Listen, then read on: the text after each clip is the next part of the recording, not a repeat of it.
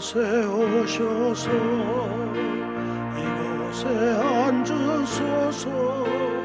이곳에서 드리는 예배를 받으소서. 주님의 이름만이 오직 주의 이름만 이곳에 있습니다. 이곳에 오셔서 이곳에 앉으소서. 이곳에서 드리는 예배를 받으소서. 주님의 이름만이 오직 주의 이름만 이곳에 있습니다.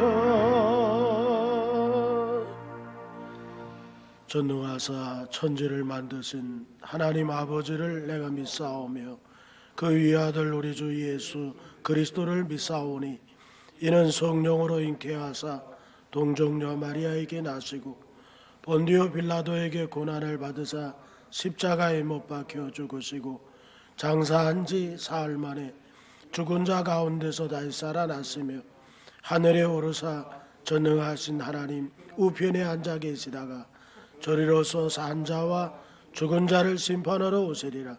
성령을 믿사오며 거룩한 공회와 성도가 서로 교통하는 것과 죄를 사하여 주시는 것과 몸이 다시 사는 것과 영원히 사는 것을 믿사옵나이다. 아멘. 우리 찬송가 31장입니다.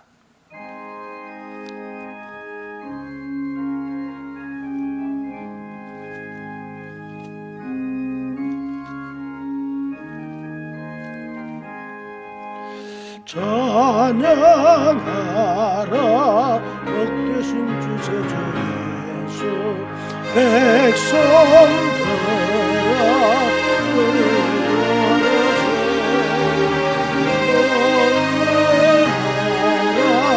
하늘의 천사들. 주님 앞에 영광을 돌리세요.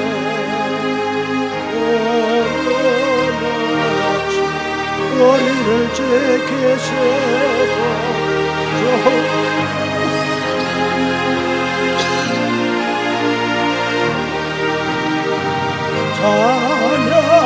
찬양하라 높으신 곳에 찬양 영원히 들으세. 찬양하라 복되신 곳에 우리 죽이는 나는 구주 예수 영원한 구원의 소망. 경배하여 겸손히 절하시네. 찬양하라 우리 죄 지신 예수 그의 사랑 한없이 크셔라. 찬양하라 높으신 권세 찬양 영원히 드리세. 찬양하라 복되신 곳에 주 예수. 천사들아 즐겁게 찬양해. 구주 예수 영원히 다스리시니 멸류관을 주 앞에 드리세. 구주 예수 세상을 이기시고 영광 중에 또다시 오시네. 찬양하라 높으신 분세 찬양 영원히 드리세.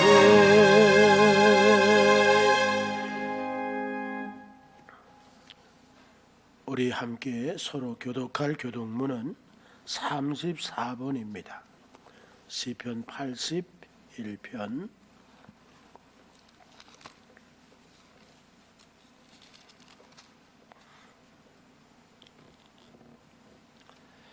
우리의 능력이 되시는 하나님을 향하여 기쁘게 노래하며 야곱의 하나님을 향하여 즐거이 소리칠지어다.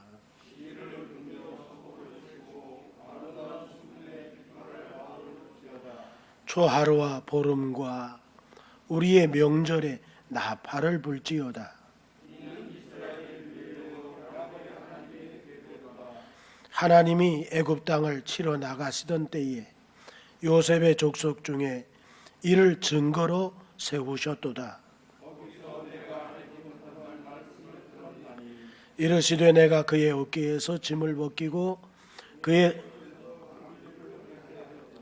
네가 고난 중에 부르짖음에 내가 너를 건졌고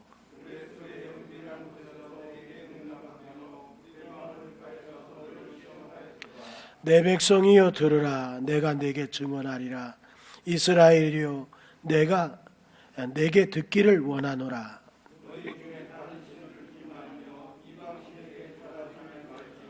나는 너를 애굽 땅에서 인도하여 낸 여호와 네 하나님이니 내 입을 크게 열라. 내가 채우리라 하였으나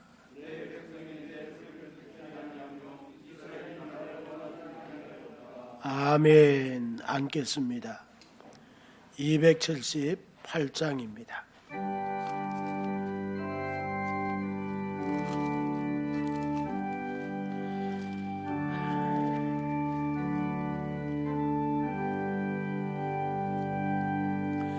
여러 해 동안 쫓도다 세상 연락을 즐기고 저 흉악한 죄에 빠져서 잊었네. 오 사랑의 손에 내 맘을 고려니다. 곧 들어와 나와 함께 하며 내 생명이 되소서. 죄악의 죽을 인생을 심히 불쌍히 여기사 저 하늘의 영광 버리고 이 세상 오셨네. 오 사랑의 손에 내 맘을 고려니다. 곧 들어와 나와 함께 하며 내 생명이 되소서. 공포를 입은 구주는 가시며 서시고 저 십자가 높이 달리사 그 안 잡았네. 오 사랑의 손에 내 맘을 고려니다. 들어와 나와 함께 하며 내 생명이 되소서. 미련한 우리 인생은 주의 공로를 모르고 그 쓸쓸한 사막 가운데 늘 가는데 오 사랑의 예수님 내 맘을 고릅니다. 곧 들어와 나와 함께 하며 내 생명이 되소서.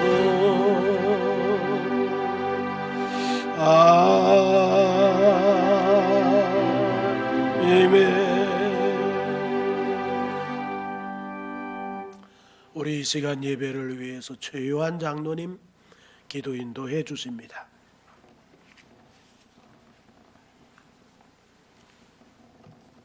예, 기도드리겠습니다.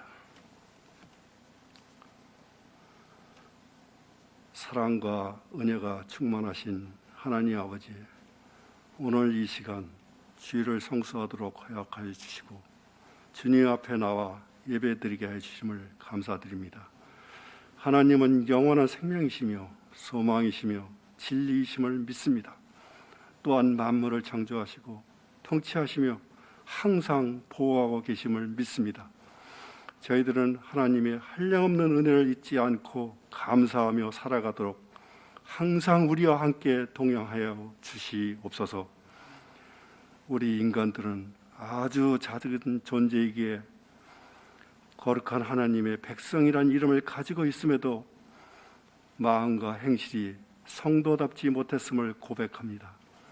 진리보다 거짓을 사랑하고 사랑보다 탐욕에 이끌렸던 저희들의 말과 행동 그리고 오염된 마음을 회개하오니 십자가의 보혈로 깨끗하게 씻어 주시옵소서. 특별히 간구하옵기는 지금 온 세상이 코로나19 전염병으로 인한 비상사태를 접하게 되었고 우리나라도 벌써 8개월 가까이 전염병으로 어려움이 많습니다.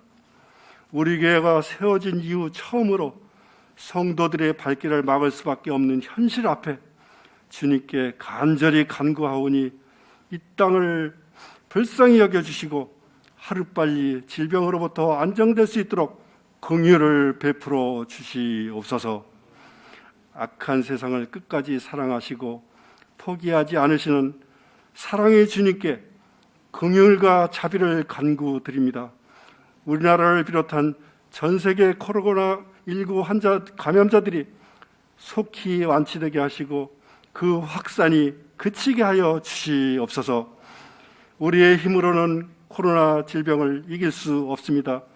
오직 주님의 역사하심으로 말미암아 이 난국을 헤쳐나갈 수 있사오니 성도들의 지혜와 손을 통하여 질병 치료제와 예방 백신을 속히 완성하게 하여 주시옵소서.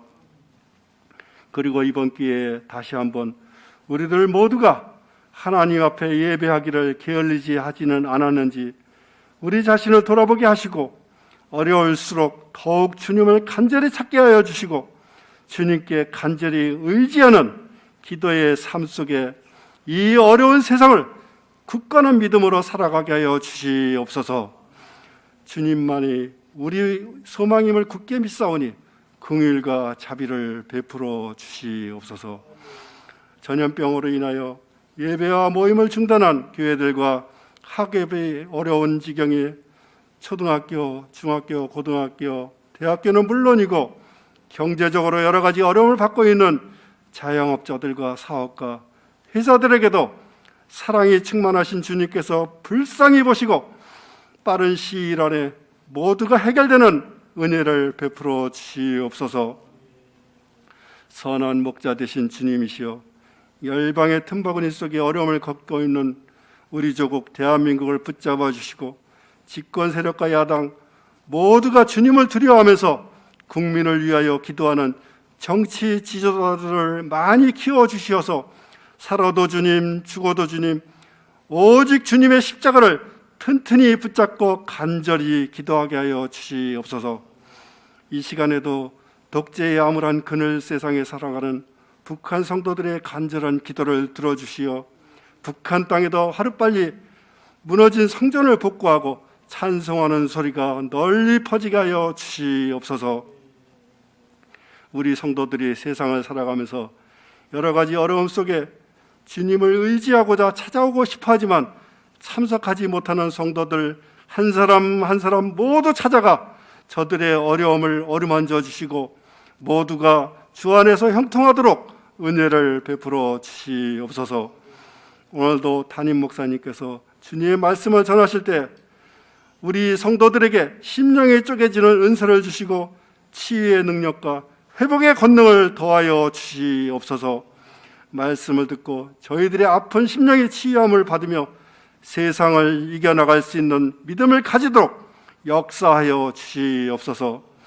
하나님 아버지, 마음과 정성을 다하여 드리는 우리의 예배를 주관하여 주시고 성령 충만, 은혜 충만한 예배가 되게 하여 주시옵소서. 감사드리오며 우리를 죄악에서 구원해 주신 예수님으로 간절히 기도드리옵나이다. 아멘.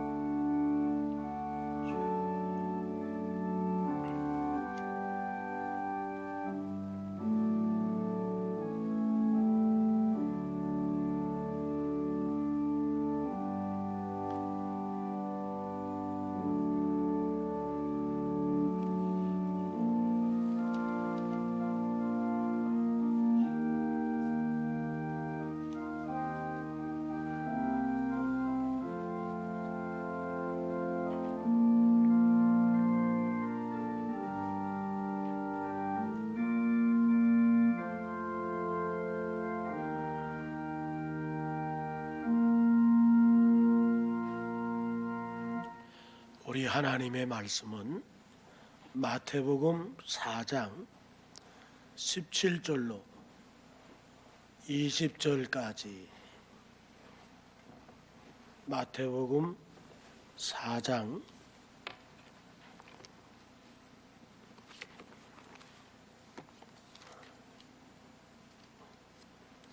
17절로 20절 우리 같이 읽겠습니다. 이때부터 예수께서 비로소 전파하여 이르시되 회개하라, 천국이 가까이 왔느니라 하시더라. 갈릴리 해변에 다니시다가 두 형제 곧 베드로라 하는 시몬과 그의 형제 안드레가 바다에 그물 던지는 것을 보시니 그들은 어부라. 말씀하시되 나를 따라오라. 내가 너희를 사람을 낚는 어부가 되게 하리니 하시니 그들이 곧 그물을 버려두고 예수를 따르니라. 아멘.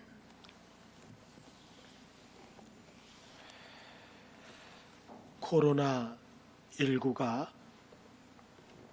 이 사회에 끼친 영향이 대단히 크다. 코로나19로 인해서 참 세상이 많은 변화를 가져왔구나 하는 것을 깨닫습니다.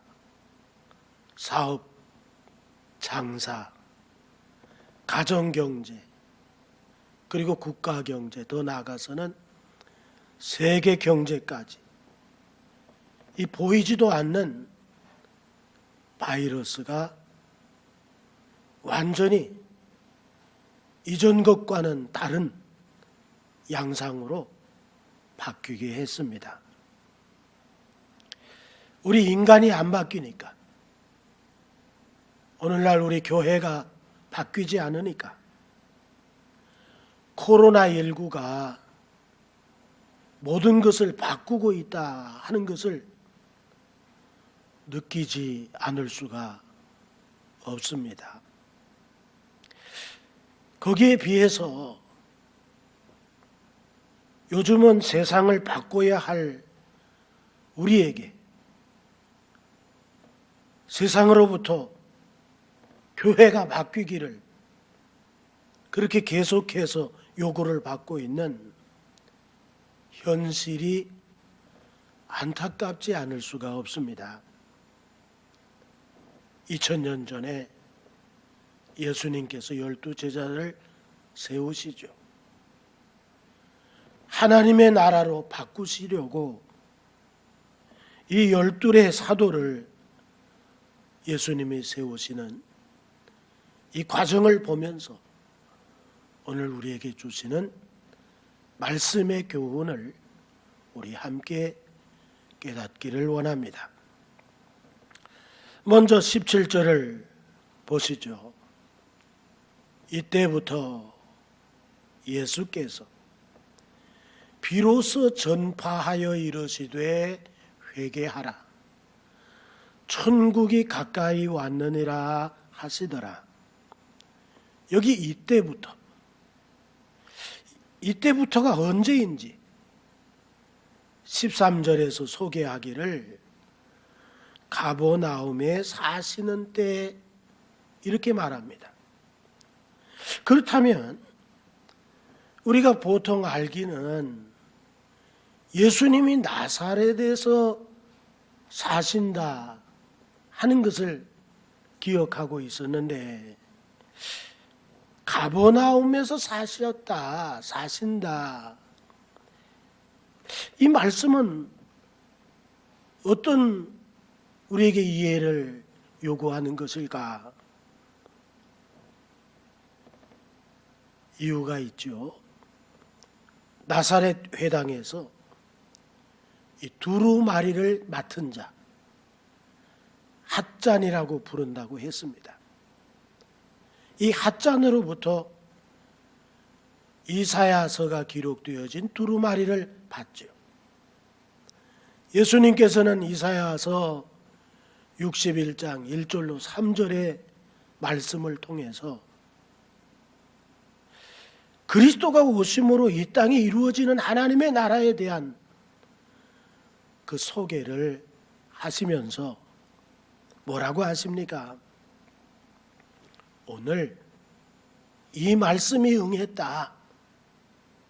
이렇게 말씀을 하는 거예요.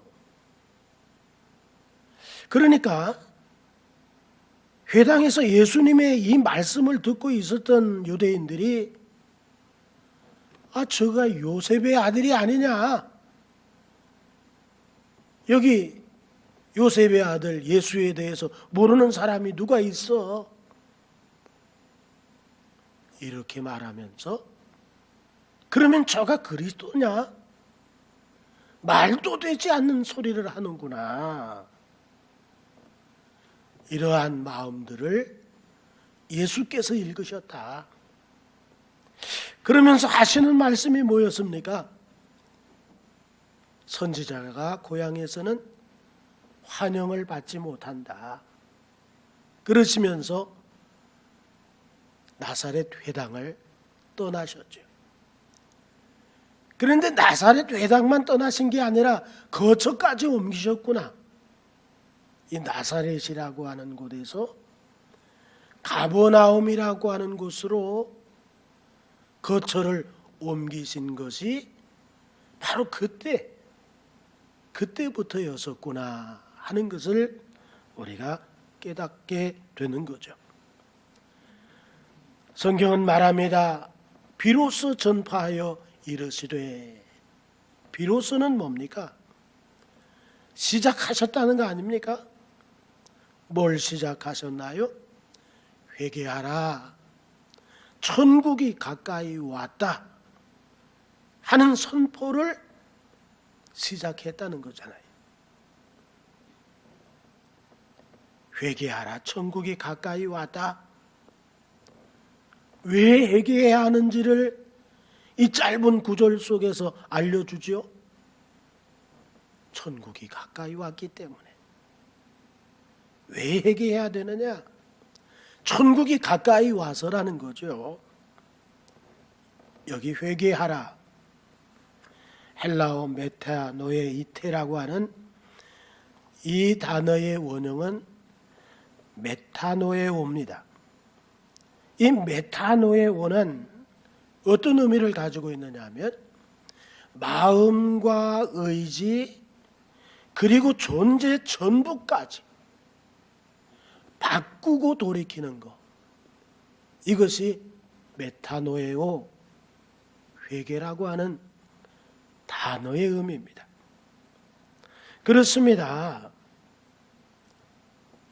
하나님의 나라 천국은 회개하는 자들의 것이구나 하는 것을 오늘 우리에게 예수께서 당신의 그 선포를 통해서 깨닫게 해주시는데,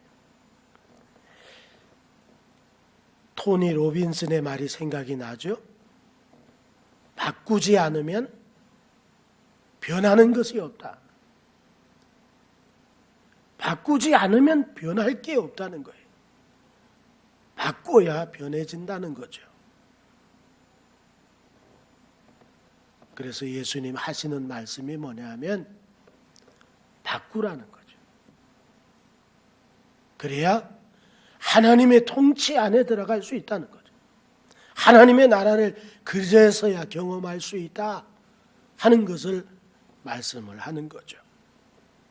자, 이번에는 18절을 보시죠. 갈릴리 해변에 다니시다가 두 형제 곧 베드로라 하는 시몬과 그의 형제 안드레가 바다에 금을 던지는 것을 보시니 그들은 어부라, 이렇게 말씀합니다. 여기 베드로라 하는 시몬이랍니다. 예수님께서 시몬에게 새로운 이름을 부여하셨잖아요. 베드로라고.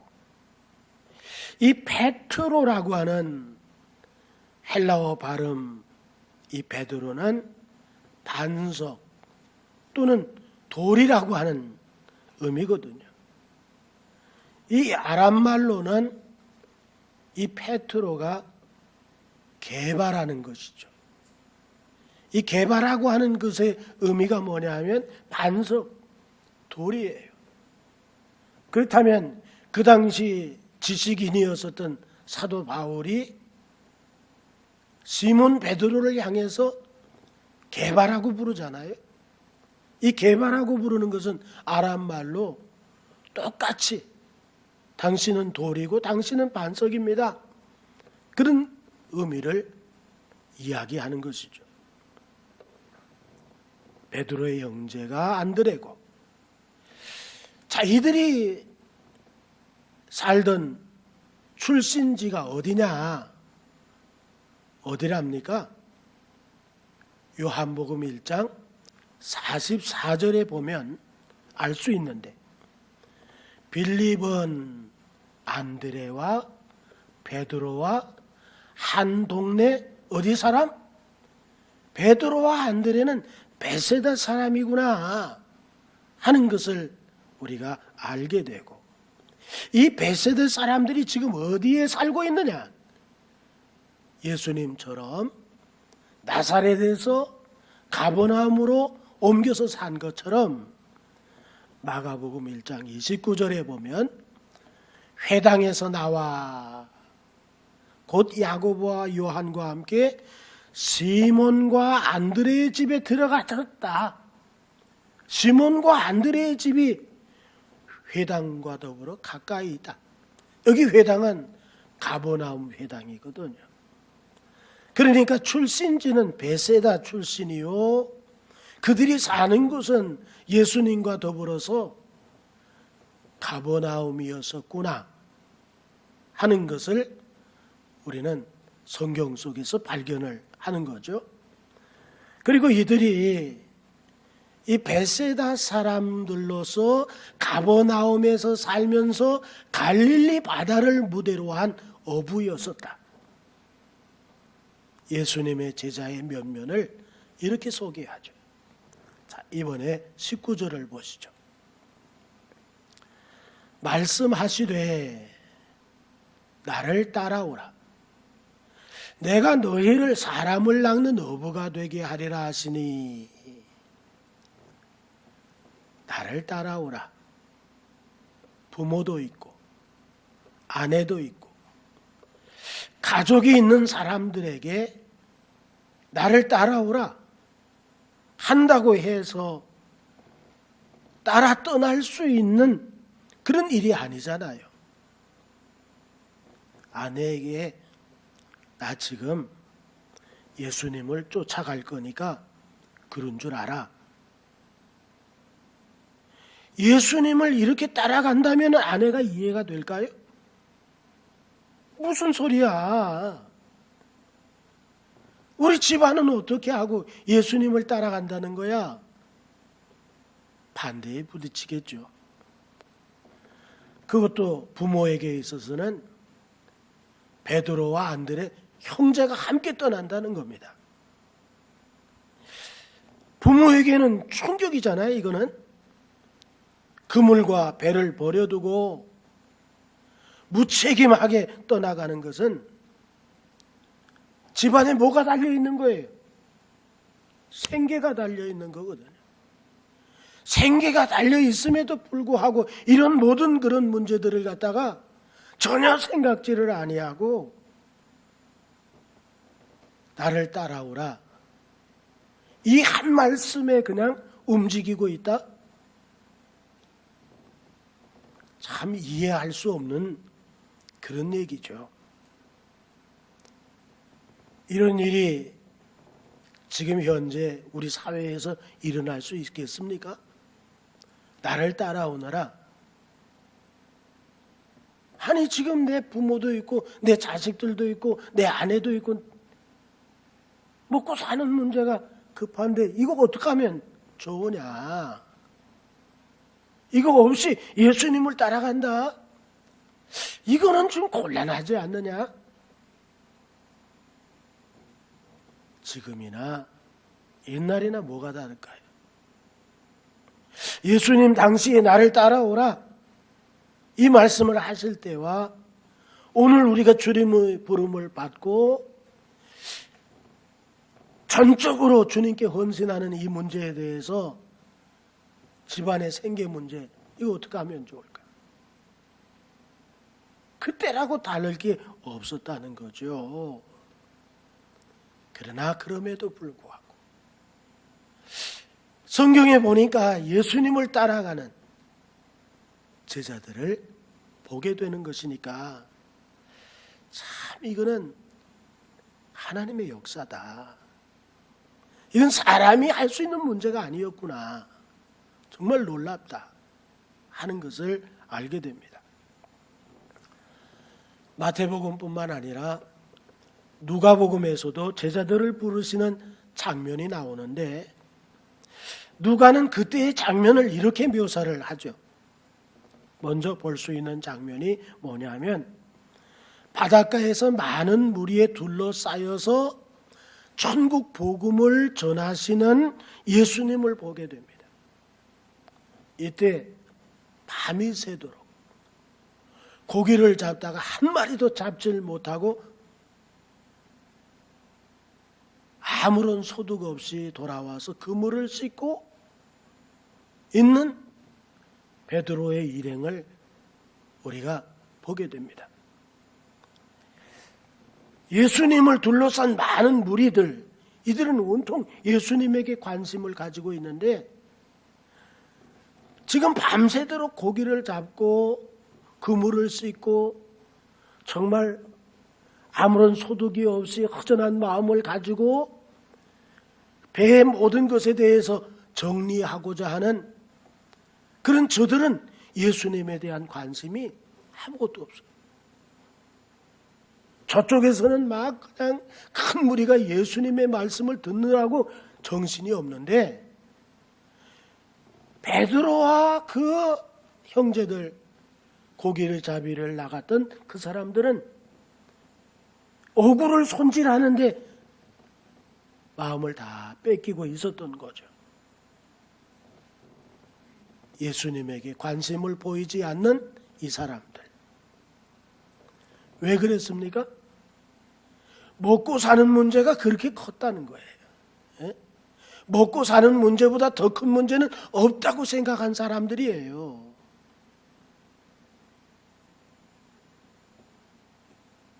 그런데 예수님은 자기에게 별 관심을 두지 않고 있는 베드로의 배를 올라타시죠. 육지에서 조금 뛰기를 명하셨고 이어서 그 배를 설교단으로 삼으셔요. 그리고 말씀을 전하시죠. 말씀을 마치신 후에 베드로에게 뭘 말씀하시나요? 깊은 곳으로 가서 그물을 던져라 명하시죠. 이때 베드로가 그냥 곱게 갔을 것 같아요? 절대 아니죠. 궁시렁대면서 갔을 거예요. 밤새도록 고기를 잡아봤지만은 아무런 소득이 없었는데 어부인 내가 더 낫지 랍비가 더 나을까? 속으로 궁시렁궁시렁 대면서 예수님의 명령에 따르는 것도 정말 신기해요.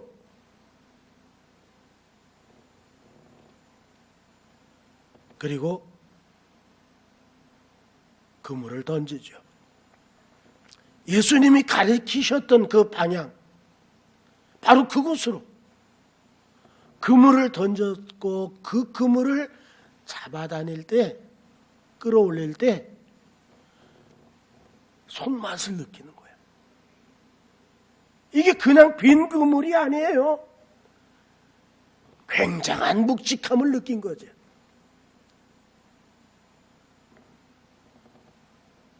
이렇게 많은 물고기를 이 갈릴리에서 어부 생활하는 동안에 잡아본 예가 없어요. 기적의 그물을 끌어올리게 된 거죠. 그런데 베드로의 이상스러운 반응을 보죠. 베드로의 이상스러운 반응이 뭐예요? 이야, 놀랍다. 에? 내 평생 이런 일은 처음이야. 이럴 반응이 정상적인데 베드로의 반응은 예수님 앞에 엎드려 버리죠. 그리고는 내가 죄인인데 죄인인 나와 더불어 예수님은 거룩하신 자로서 나와 함께 할 수 있는 분이 아니십니다. 나를 떠나주세요. 이렇게 고백을 하게 된다고 하는 것입니다. 이런 베드로에게 예수님께서 뭘 말씀하시죠? 이제는 내가 너로 사람을 낚는 어부가 되게 할게. 이렇게 말씀을 하시죠. 자, 그렇다면 여기서 사람을 낚는 어부가 된다는 것의 의미가 뭐냐? 사람을 낚는 어부가 되는 것이 무엇인가를 깨달을 필요가 있잖아요. 어부들에게 있어서 배라고 하는 것은 뭡니까? 어부들에게 배는 물고기를 잡는데 없어서는 안 될 귀중한 도구이면서 아주 큰 재산인 거죠. 그러나 예수님에게서 배라고 하는 것은 뭐냐? 예수님에게서 배는 하나님 나라를 위해서 쓰여지는 도구라는 거죠.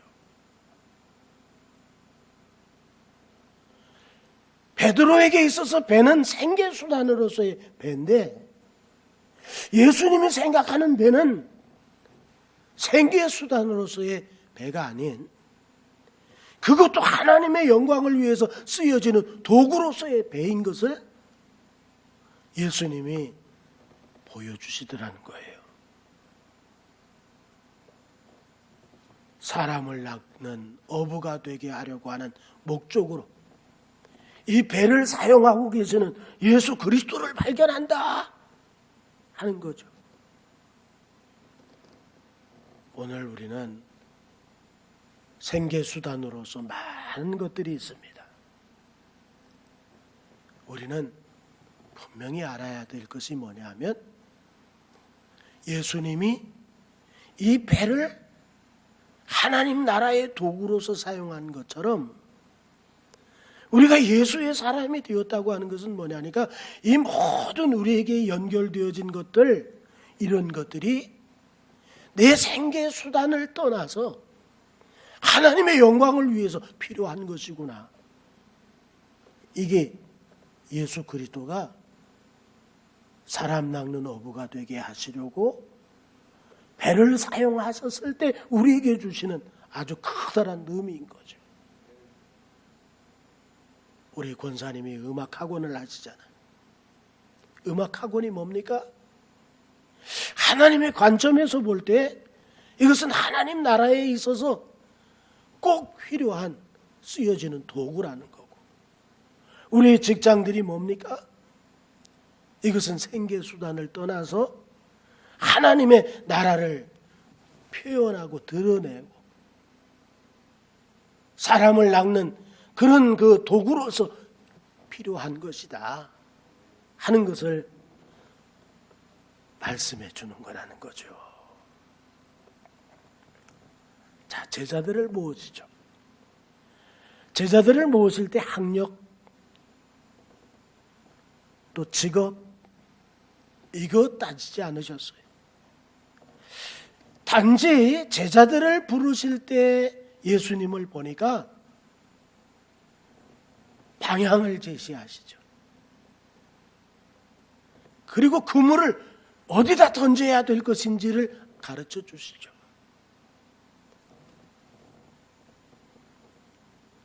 주님은 바닷속의 그 모든 물고기의 움직임을 다 알고 계셨다.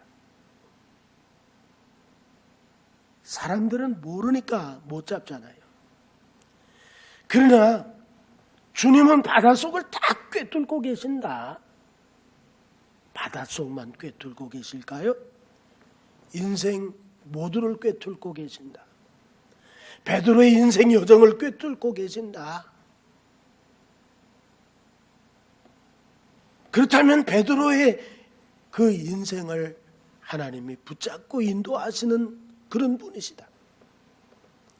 바닷속에 물고기 떼들의 움직임을 아시고 그리고 고기를 잡게 하신 그분은 우리 인생 아시고 우리를 붙들고 당신의 목적을 이루실 수 있는 충분한 우리의 경배자가 되는 것을 믿으시기 바랍니다.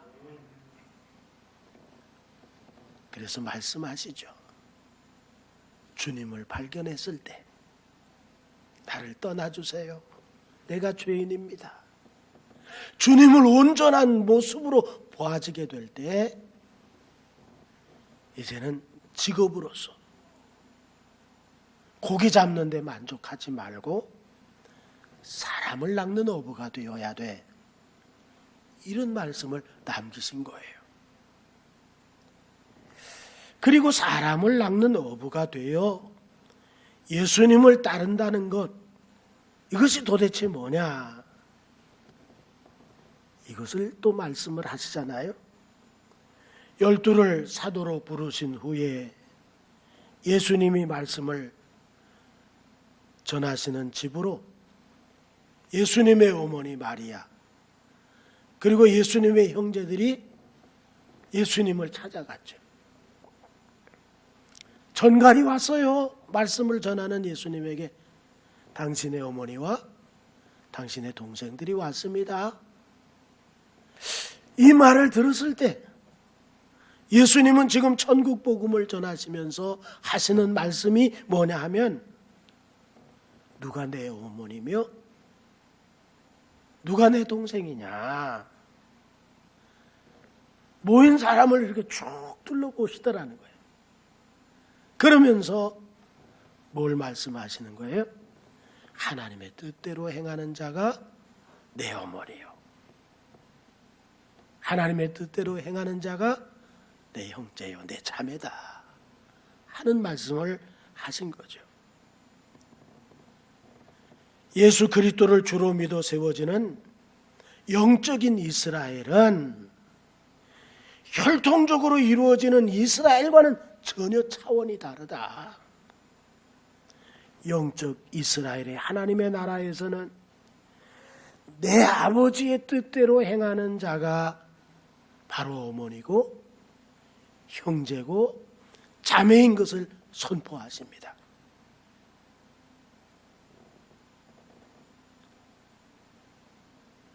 이제는 천국 복음을 선포하시면서 확실하게 구분하잖아요. 세상의 나라가 추구하는 것, 하나님의 나라가 추구하는 것.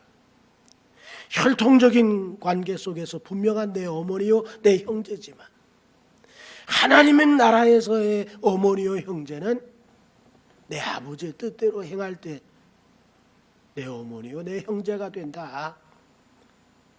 이것을 말씀하셨죠. 우리나라가 제가 어렸을 적만 하더라도 3대가 사는 가족들이 뭐 흔하게 볼 수 있었던 그런 대가족 제도 하에 있었어요. 6.25 전쟁 전만 하더라도 뭐 이런 것은 아마 집안마다 다 그렇게 아버지, 할아버지, 손주 뭐 이렇게 3대가 모여가지고 때로는 5대가 모여서 이렇게 살곤 했죠. 대가족이었어요. 그러니까 세상 나라는 어떻습니까? 혈연적 일치감, 동질성으로 뭉쳐지는 나라가 세상 나라죠. 지금 베드로와 안드레 그 집에 누가 있어요? 장모가 있어. 장모가 함께 살아. 그러니까 베드로와 안드레 그 부모 그리고 장모님 아내도 있을 거고 대가족인 거예요. 이건 세상적 가족관계죠. 그런데 이런 혈연적 동질성으로 뭉쳐진 것이 세상적 가족관계라면 하나님 나라의 가족관계는 뭐냐니까 하나님의 뜻대로 행하는 사람들이 모여진 관계. 이것이 바로 하나님 나라의 가족이라는 거죠. 예수의 피로 예수 그리스도를 믿는 이 하나의 동질성 때문에 하나가 된 나라가 어떤 나라냐? 하나님의 나라라는 거죠. 그러니까 세상 나라의 개념에서 볼 때 하나님의 나라의 개념으로 사는 사람들과는 어때요? 통할 수가 없는 거예요. 충돌이 일어나는 거잖아요. 예? 마태복음 10장 35절로 36절에 보면은 내가 온 것은 사람이 그 아버지와 딸이 딸이 어머니와 며느리가 시어머니와 불화하게 하려 함이니 사람의 원수가 자기 집안 식구다. 이런 말씀을 하시죠. 그러니 사람을 낚는 자로 부름을 받아 예수님을 제대로 믿게 되면 어떻다는 겁니까? 이런 아픔을 겪을 수밖에 없다는 거고, 이런 희생이 없이는 가족과 형제를 도무지 구원할 수가 없다는 거죠. 이런 아픔을 겪으면서 원수가 되어지는 그런 부딪힘 속에서 영혼을 위해서 부지런히 심고 기도하고 헌신하고 수고할 때 예수의 피로 그리스도를 믿는 동질성으로 하나가 되어지는 하나님 나라가 되어지는 것이죠. 마태복음 10장 25절을 보세요. 제자가 그 선생 같고 종이 그 상전 같으면 족하도다. 이게 뭐예요? 예수님 같으면, 너희가 예수님 같으면 족하다. 집주인을 바알세불이라 하였거든. 하물며 그 집 사람들이랴. 무슨 말씀이에요? 예수께서 바알세불이라고 하는 귀신의 왕이라고 하는 소리를 들었다면 우리도 그런 소리를 듣는 것, 그거 족한 것이다.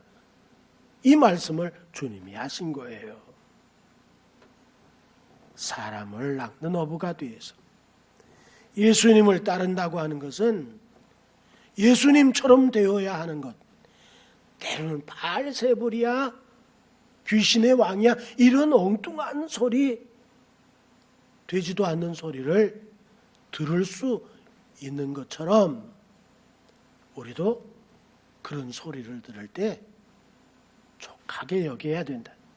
제자가 그 성전 같고 종이 그 상전 같으면 족하도다. 에?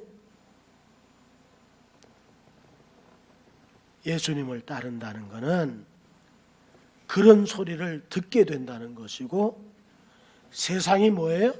세상에서 표적이 된다는 거예요. 예수님처럼. 그러니까 우리 예수 믿는 사람들은 욕먹을 각오를 해야 돼. 왜? 세상 나라와 하나님의 나라는 하나도 같은 게 없어. 그러니 부딪히는 것밖에 없거든요. 이해를 못 하거든. 그러니까 욕을 하게 되면 욕을 먹죠. 우리 코로나19 때문에 교회에서 많은 그 번짐의 역사가 일어날 때 얼마나 그 댓글들을 보면은, 야, 어떻게 이런 소리를 할 수 있을까? 정말 몰라도 너무 모른다. 다르니까. 자신들하고 너무 다르니까 그런 얘기를 하는 거예요. 그런 욕을 하는 거예요. 우리는 예수님과 같기 때문에 사람 낚는 어부로서 살게 되면 욕먹을 까고 갇힐 까고 더 나아가서는 죽을 까고까지 해야 되는, 세상이 표적이 된다고 하는 것 기억하시기를 바랍니다. 자, 마지막 부분을 한번 볼까요? 사람 낚는 어부가 되라는 말씀은 우리에게 주시는 말씀이잖아요. 예? 사람 낚는 어부가 되라. 이 말은 예전에 한번 제자들을 부르실 때 그때 끝이 아니잖아요. 계속해서 시대를 지나오면서 사람 낚는 어부로 우리를 계속해서 부르신 거잖아요. 예수님은 엄청난 요구를 한 게 아니에요. 사람 낚는 어부가 되라고 하신 거예요. 만약에 예수님이 변화산에서 변화된 그 빛나는 흰 옷을 입은 것처럼 너희도 그렇게 변화되라고 그런다면 누가 그렇게 될 수가 있을까요? 아무도 그렇게 될 수가 없잖아요. 예수님은 제자들과 함께 예루살렘에 올라가시죠. 십자가에 결국은 못을 박히시고 피를 흘리시고 대속을 완성하시죠. 너희도 그렇게 하라. 이건 정말 못할 일이죠. 주님이 하실 일이 있고 우리가 할 일이 있죠. 이건 주님만이 하셔야 되는 일은 대속의 일이고 우리는 그 대속의 은혜를 누리는 것뿐이지 우리가 대속을 이룰 수는 없는 것이죠. 나를 따라오너라. 생계는 어떡하고요? 이런저런 말 없이 다 버려두고 예수를 쫓으니라. 내 권위처럼 너희들도 그런 권위를 가지고 사람을 낚으라. 이렇게 하셨다면 우리는 못하는 거죠. 그러나 주님은 너희는 사람을 낚는 어부가 돼. 할 수 없는 것을 요구한 것이 아니라 우리가 가지고 있는 그 모든 것을 도구로 해서 하나님 나라를 전하고 사람을 구원하는 그런 사람으로서 살 것을 명령하신 겁니다. 어떤 사람이 그 박일천 목사님이라고 하는 분이 계속해서 저에게 이제 큰 그 분량의 문자를 좋은 말씀을 보내오시는데 그 속에 이런 얘기가 있더라고요. 어떤 그 김해에 사는 청년이란데 눈에 그 세균이 지금 보니까 세균이 얼마나 무섭습니까? 예? 그러니까 이 사람은 그런 그 바이러스 세균은 아닌데 하여튼 코로나 바이러스 같은 세균이 아닌데 하여튼 세균에 의해서 눈에 이상이 온 거죠. 너무 아프고 고통스러워가지고 병원에 가가지고 진단을 해본 결과 이것을 그냥 놔뒀다가는 전신에 퍼질 수 있다. 결국은 생명까지도 위협을 당할 수밖에 없다 하는 그런 진단을 받게 되죠. 청년인데 앞으로 살아갈 길이 구만리 같은 청년인데 얼마나 절망이 되고 얼마나 고통스럽고 슬프고 이 괴로움에 몸부림칠 때 그때 예수 믿는 친구가 교회 나가보지 않겠어? 우리 하나님께 나가서 부르짖어 하나님의 구원을 보자. 이 한마디 이건 우리가 할 수 있는 거잖아요.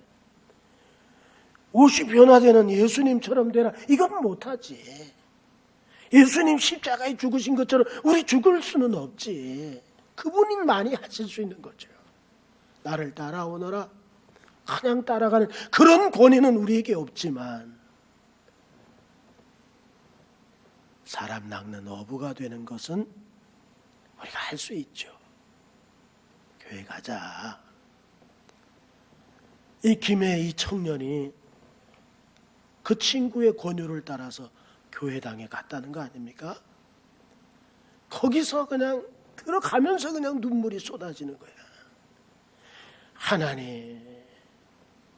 하나님을 배반한 채로 평생을 이렇게 살다가 병들어 왔습니다. 얼마나 가슴이 메어지고 회개의 눈물이 그냥 막 쏟아지는지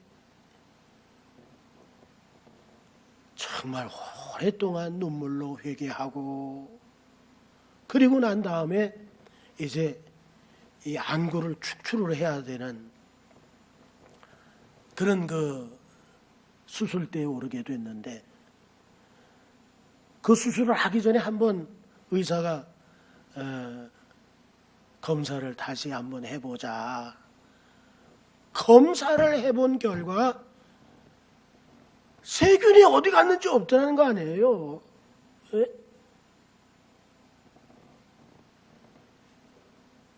하나님께서는 우리가 가진 것, 취한 것, 우리에게 부딪힌 것, 이 모든 것들이 도구로서 하나님 나라를 위해서 사용되어질 수 있다는 사실을 깨닫게 하잖아요.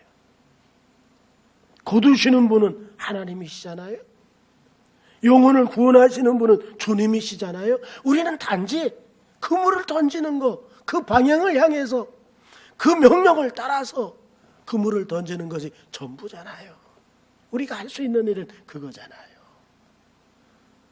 그런데 거기에 거두게 하시는 분, 우리 주님이시더라는 거죠. 우리가 분명히 알아야 될 거 있습니다. 우리는 예수님과 같은 권위는 없어요. 그분만이 가지고 있는 권위예요. 그분의 속성이에요. 우리는 아무것도 아닌 육신을 가지고 있는 인생들이에요. 그렇지만 우리는 그분이 포도나무고 우리가 가지가 되어서 그분에게 붙어 있을 때는 어떤 역할을 하는 거예요? 많은 열매를 맺는 거죠. 우리가 복음을 전파하는 사람을 낚는 어부로서의 삶도 마찬가지일 것 같아요. 그분께 붙어 있는 삶이라면 우리는 반드시 결실을 맺게 하신다. 아름다운 결실을 맺게 하신다. 그래서 언제나 이 사실을 잊지 않고 기억하시면서 내 직업, 내가 하는 일들, 무엇 때문이라고요? 하나님, 그분이 내게 주신 도구라는 거 기억하고 최선을 다해서 하나님의 영광을 위해 사는 신실한 분들이 되시기를 주의 이름으로 축원합니다. 기도하겠습니다.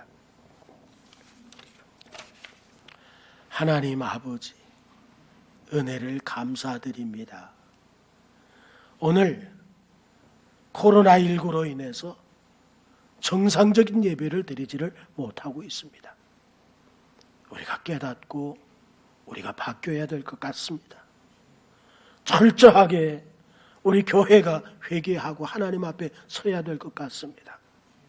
저 북녘 땅은 70여 년이 넘도록 제대로 예배 드리지 못하고 전전긍긍 지하 속에서 그렇게 하나님 예배를 드리다가 걸려서 수용소에 들어간 사람들이 3, 4만이 넘는다고 그럽니다. 우리는 거기에 비하면 얼마나 행복한가요? 하나님이 주시는 바꿔야 된다고 하는 이 귀한 하나님이 주시는 이 귀한 말씀 속에 우리가 진정으로 바뀌어져서 사람을 낚는 어부로서 우리 주님을 충분히 드러내고 하나님의 나라로 아버지 하나님 세워나가는 신실한 종들로 삼아 주시옵소서. 예수님의 이름으로 기도합니다. 아멘. 우리 함께 일어나시죠. 찬송가 500장입니다.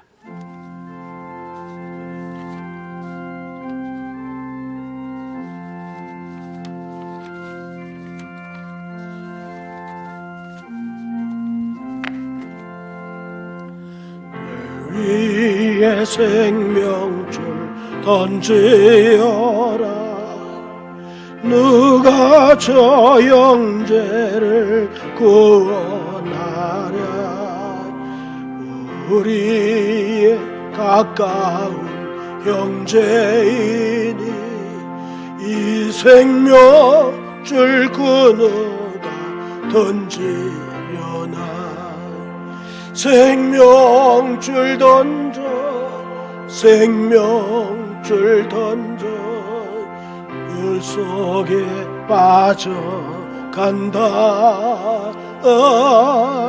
생명줄 던져 생명줄 던져 지금 곧 던지어라. 빨리 생명줄 던지어라. 형제여 너 어찌 지체하나. 봐라 저 형제 빠져간다. 이 구조 손 타고서 속히 가라.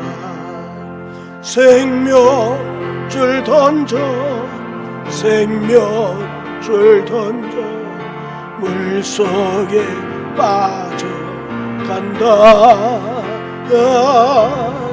생명줄 던져 생명줄 던져 지금 곧 던지어라. 나와서 생명줄 던지어라. 저 형제 지쳐서 허덕인다. 시험과 근심 거센 풍파 저 형제를 휩쓸어 몰아간다.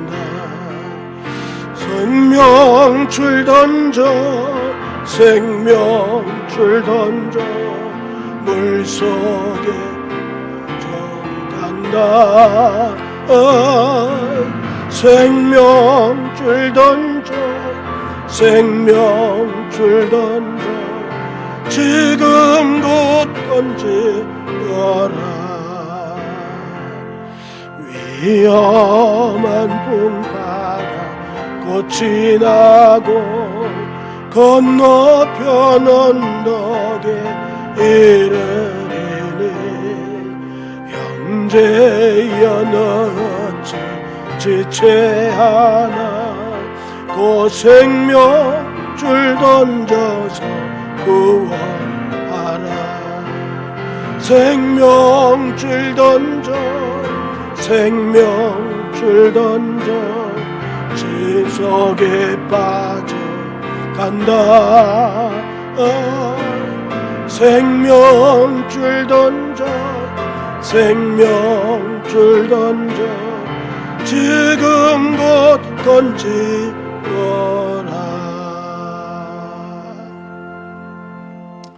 예배 후에는 월말 당회로 당회실에서 시무장로님들 모이도록 하겠습니다. 축도하겠습니다. 지금은 우리 구주 예수 그리스도의 은혜와 하나님의 사랑과 성령의 놀라우신 인도와 역사와 섭리하심이 오늘도 머리 숙여 코로나19로 최소한의 인원만 하나님 앞에 모여서 예배드리는 이 무리 위에 사랑하는 종들 머리 위에 우리 선유중앙교회 이 자리에 참석하지 못했지만 하나님 가정에서 지금의 예배를 통해서 다시금 되새김질하고 또 새롭게 듣기를 원하고 또 이 말씀 속에서 은혜가 되기를 원하는 우리 사랑하는 성도들 머리 위에 고총식되어지는 이 놀라우신 하나님의 권세로 말미암은 이 놀라운 능력 위에 아버지 하나님이여 마음 끓이고 하나님 고통 속에 있는 우리 선교사님들 선교지 위에 이제로부터 영원토록 함께 계실지어다. 아멘.